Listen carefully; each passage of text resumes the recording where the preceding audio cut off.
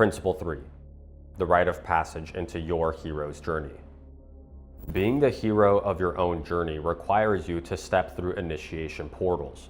Each passage is imperative for the mastery of self, and self-mastery is the highest form of mastery one can attain. In Link's journey, becoming the hero of time isn't something that's just given to him like a free handout.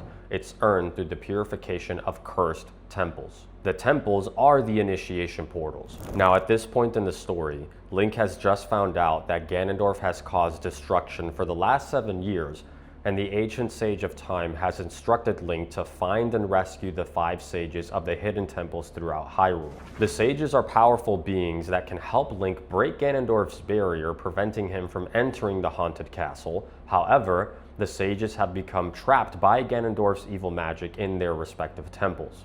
Link, prepared for the challenges ahead, leaves the sacred realm to go look for the hidden temples, and as he's leaving the Temple of Time, a mysterious character enters the plot. Sheik. Sheik is a ninja-like man or woman, we can't really tell yet, with a mask covering their face, and they're revealed to be the only surviving member of an extinct tribe known as the Sheikah. Throughout the rest of Link's journey, Sheik pops in and out to give him vital information relating to finding and cleansing the temples of their curses. Like a loyal guardian watching from the shadows, Sheik supports Link to advance the game and confront Ganondorf. And this brings us to hidden piece of wisdom number 3, in that the temples are portals of initiation. The 5 temples all have a unique theme to them, and each temple serves as a rite of passage for Link as he continues to gain strength and mastery. The 5 hidden temples are the Forest Temple, the Fire Temple, the Water Temple, the Shadow Temple, and the Spirit Temple. Each temple is rich with symbolism and spiritual significance, and once you see it, you'll really appreciate just how divine and genius Ocarina of Time really is. So the first temple is the Forest Temple, and it symbolizes illusions and negative entities. Also, at the entrance of the Forest Temple, Sheik drops one of the hottest bars you'll ever hear in your life. The flow of time is always cruel. Its speed seems different for each person, but no one can change it. A thing that doesn't change with time is a memory of younger days. I don't know about you, but those lines really give that pure nostalgia feeling. Anyways, the Forest Temple has an eerie presence on the outside, with twisting and winding hallways on the inside, symbolic of the tricks your mind can play on you when you're in search of your truths. Locating and defeating ghosts give you access to the boss battle against Phantom Ganon, a puppet doing the bidding of Ganondorf.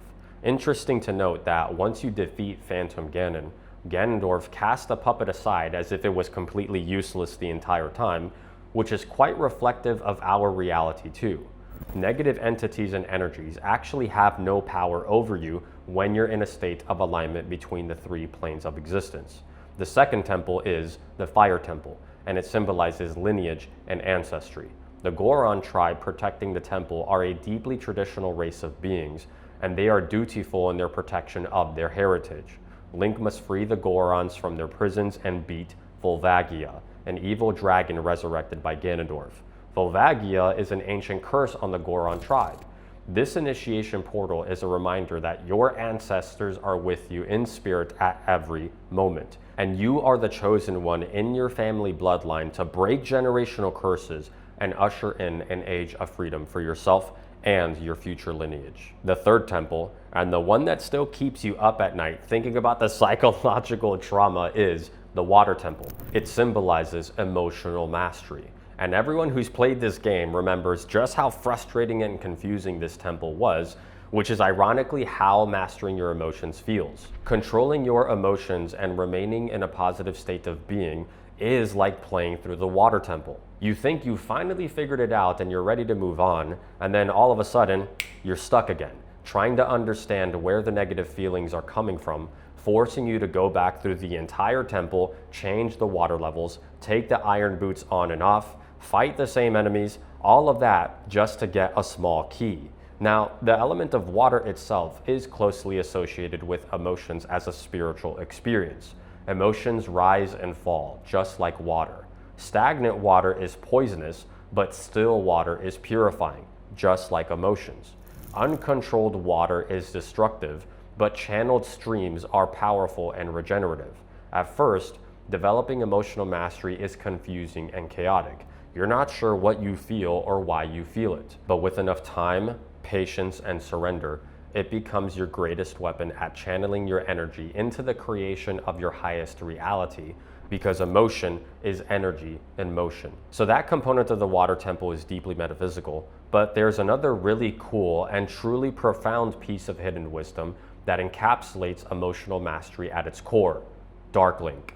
There's a room in the water temple that's just one big reflection pool, and once you take a lap around it, your shadow clone appears. The battle with Dark Link is pure cinema, because confronting your emotions and channeling your energy is really a battle with yourself. It's you versus you. When you're on a path to change your reality and elevate yourself to the next level, your old self will fight back. Your old self is a previous version of you that is no longer aligned with a new dimension of reality you are stepping into, a reality where you're powerful, confident, and magnetic to all the things that you do want.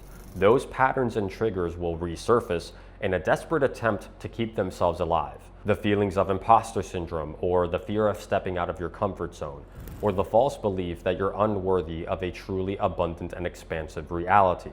All of those old triggers are Dark Link, and they're clever little mirrors that know your every move. You can't beat Dark Link with the same hacking and slashing as you do with every other enemy in the game.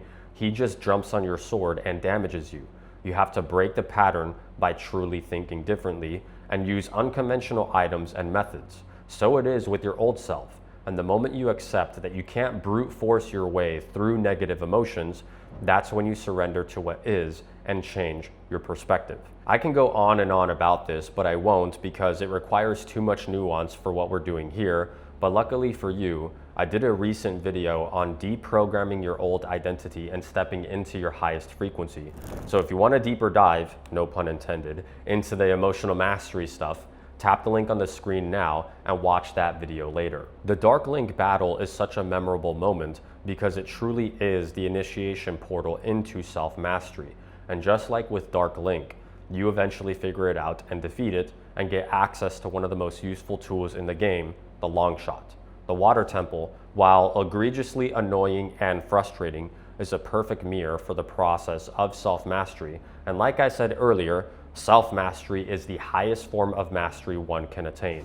There is no greater status symbol of a hero being born in real time than the mastery of self. The fourth temple is the Shadow Temple, and it symbolizes death and shadow. It's hidden behind the graveyard in Kakariko Village and was terrifying to play through as a kid. At least it was for me. Like, I don't know, I was like 9 years old, and I would only play it during the day because it was too scary to go through at night.